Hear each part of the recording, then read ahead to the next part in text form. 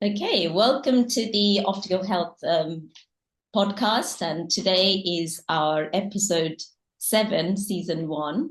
And this is the key podcast to listen to if you want to be motivated, energized, and sprinkle your life with a bit of positivity. We have a very special guest with us today, Megan Vaughan. Dr. Megan Vaughan is a lecturer at the UCL, and she's also the mentoring lead in Women in Vision. And today we are celebrating and talking about empowering women in vision. So how are you, Megan, today? Yes, I'm very good, thank you. How are you? Yeah, I'm well, thank you. So it's a topic that's close to my heart, how we can collaborate better as Mhm. ophthalmologists and optometrists for better patient care and to empower women in vision. Do you have Mhm. thoughts on that and practical examples you can talk us through? Yeah, I guess so. My background is I'm an optometrist and I work a few days in my local hospital as well. So I kind of have a little bit of experience with kind of collaborating with ophthalmologists and kind of various healthcare professions, like within the shared care kind of scheme. Yeah. But I guess the question, like how to build stronger collaborative relationships, I guess it is being open to those because I find a lot of people dependent, like it doesn't seem to span any specific career. It just seems to be across the whole of vision that people are quite siloed. They're quite used to, I'm an optom, I do all the optom things, and that's what I'm going to do. Whereas I think to build those stronger relationships would be to kind of be open to them, say hello, ask questions, and not to shut it down. Essentially, would be kind of the key thing for making those collaborative relationships work. Yeah. Um, So now that I have a bit of experience of working in both sector, NHS and private, um, mhm, I found in NHS it was easier to get into the education side of thing. You know, we would have optom sitting in clinics and mhm, it talked through the patient journey when they're referred from the community and then how they go back to the community to be looked after by them. But in the community, it can be a little bit of hit and miss because you can perceive ophthalmologists as having conflict of interest with the community optoms. How do you tackle that topic? Yeah, I guess that's a tricky one. Thinking back to like my own experience, what really helped when I used to work in Norfolk is, and I worked in the community then, was that we like the CPD sessions that were Yeah, put on by the local ophthalmologists, so that then you've got that kind of informal space to ask them questions afterwards, yeah, but you're also being kind of educated, I guess, in this kind of setting that is, it wasn't ever in like the hospital or in the community practices. It was yeah, in like a third location, yeah, which was quite good because then everyone's kind of not on their home turf. yeah, And it allowed us to kind of, I mean, learn from, say it was about cataract surgery, or we're talking about like shared care for cataract surgery. So an optom in the community would refer a patient in, yeah, then the ophthalmologist will review them and whatnot and do surgery or not. Then they come back to the community for post op exams. yeah, And that worked quite nicely because then I could kind of, first of all, visualize the person who I'm referring to. When the patient's talking to me about, who they've seen, I can say, oh, yes, I know them. I've spoken to them before.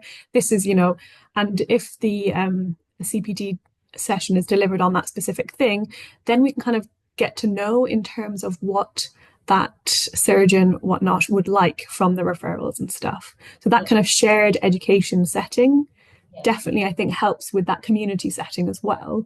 There's yeah. always the option of, asking your local NHS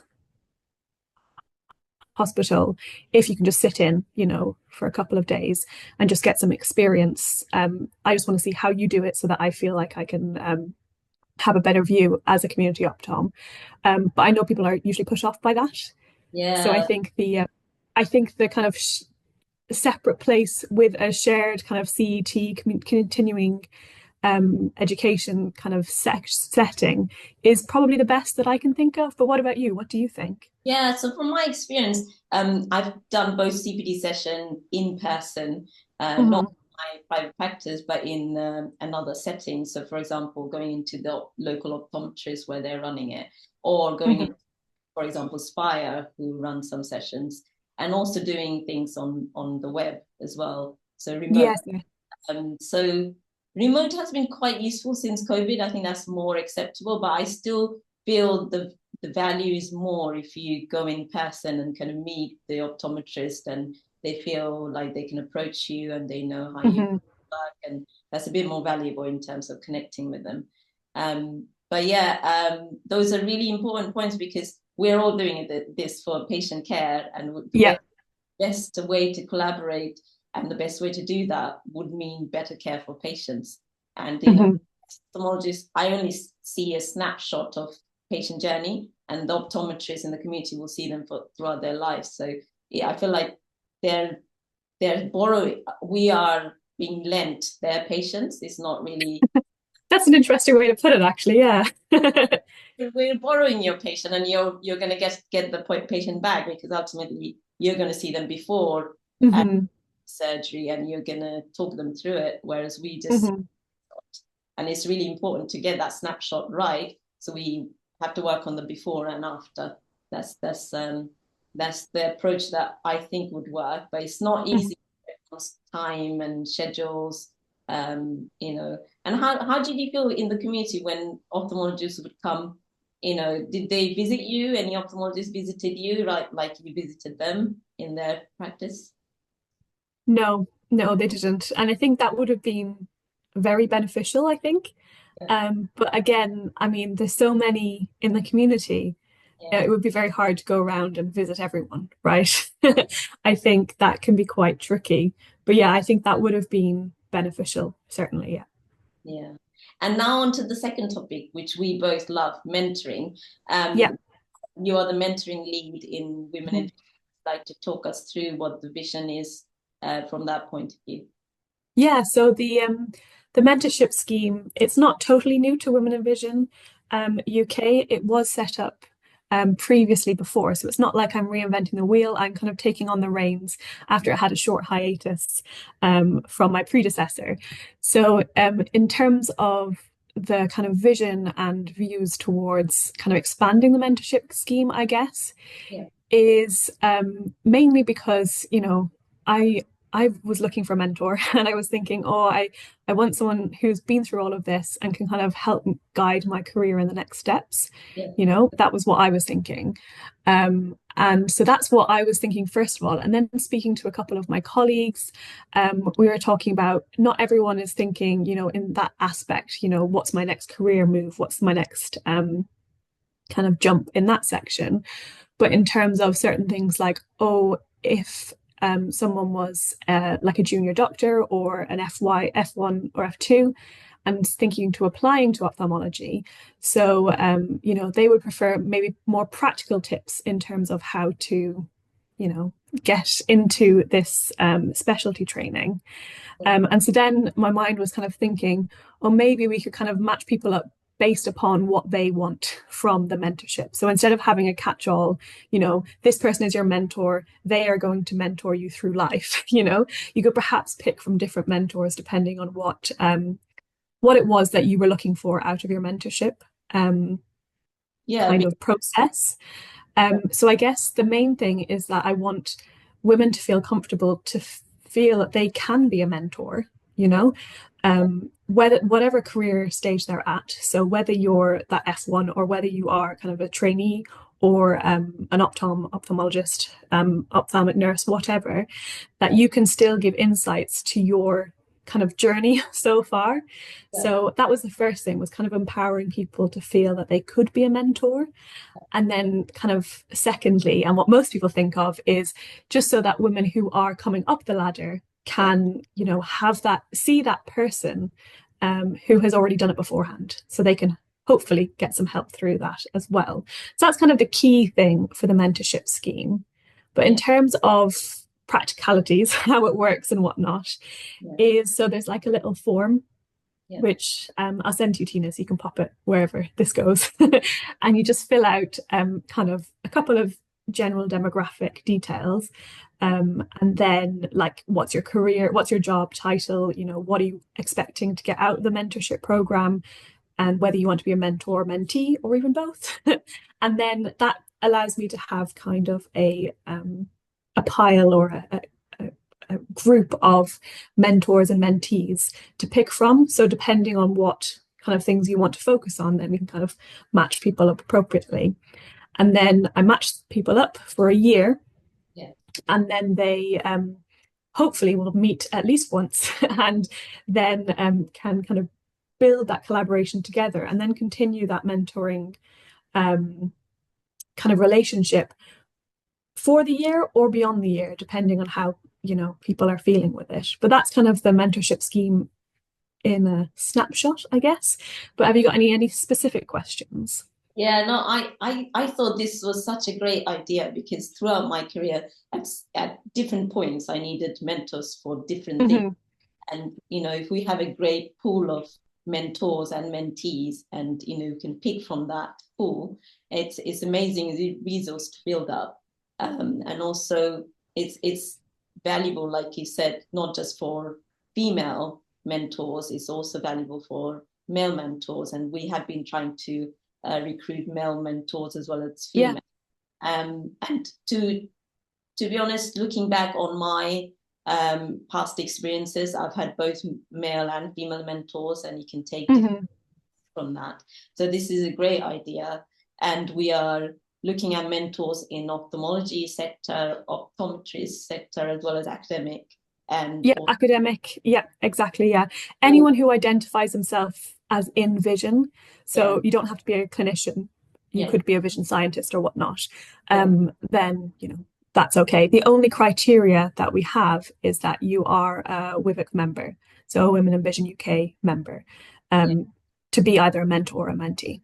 yeah. And it's not a big commitment to be a member of Women in Vision. It's I No, think £25 for the year or something like that. yeah, and for students and trainees, I think it's about a fiver.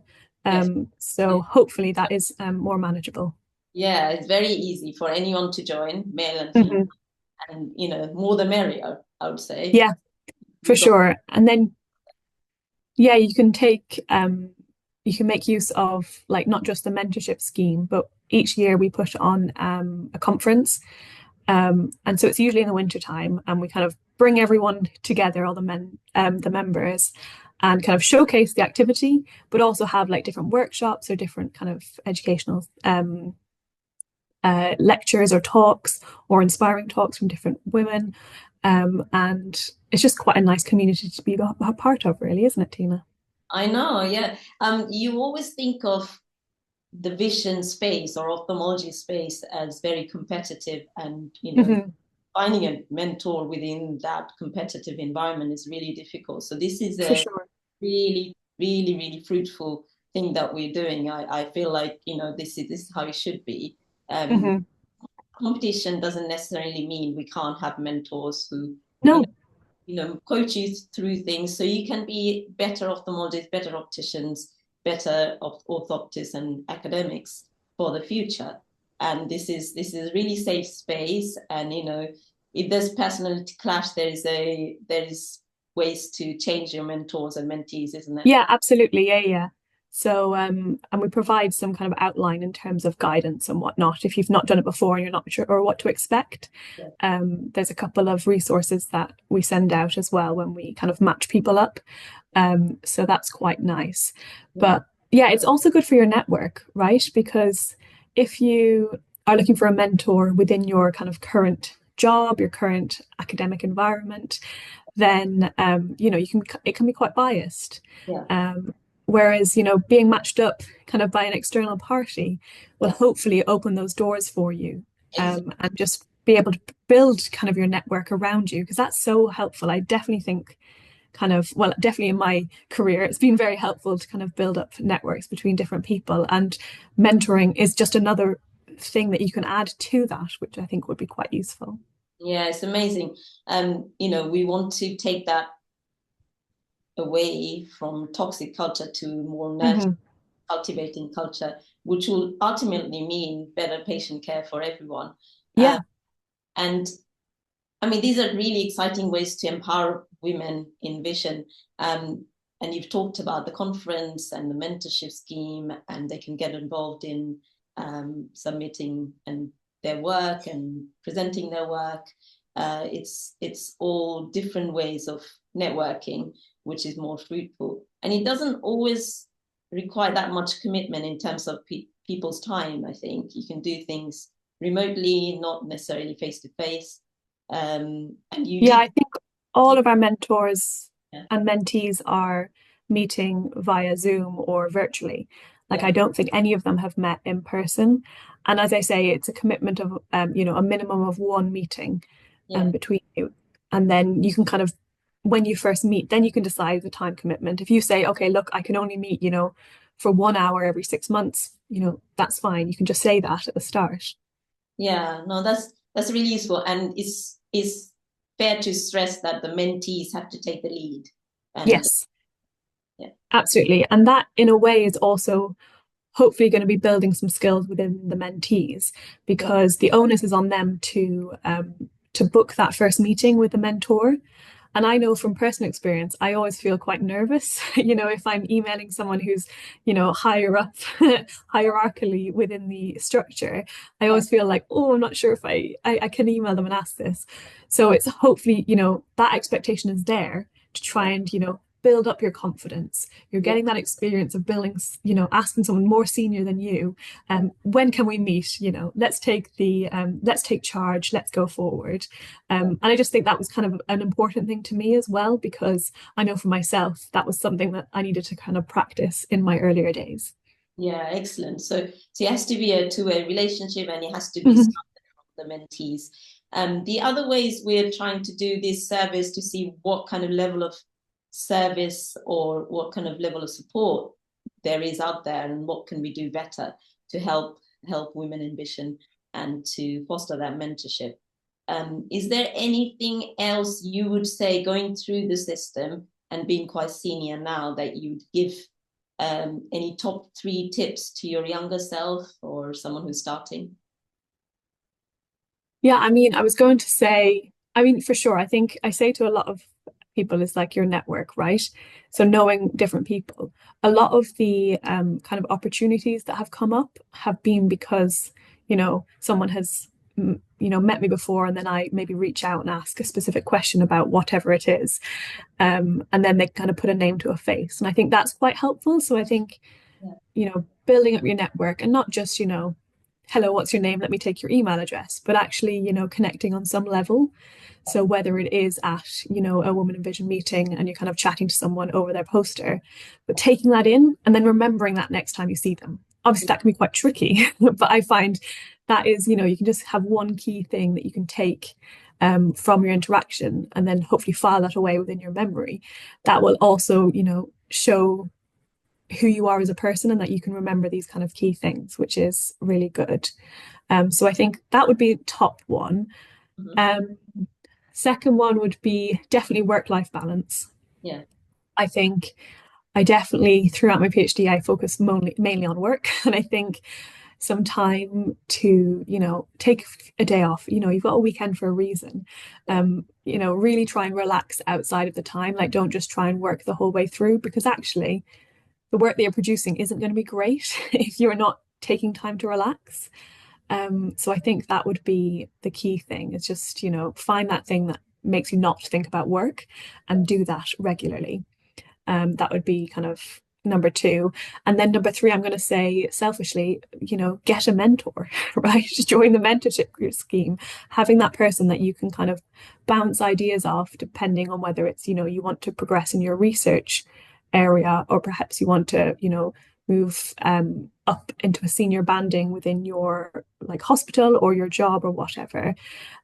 Being able to approach someone and feel confident and kind of secure within that, oh, they're going to think I'm silly, taking that away, I think that is kind of the top thing. So I would say, like, a strong network, work-life balance, and then, get a mentor or seek out a mentor who you feel safe with.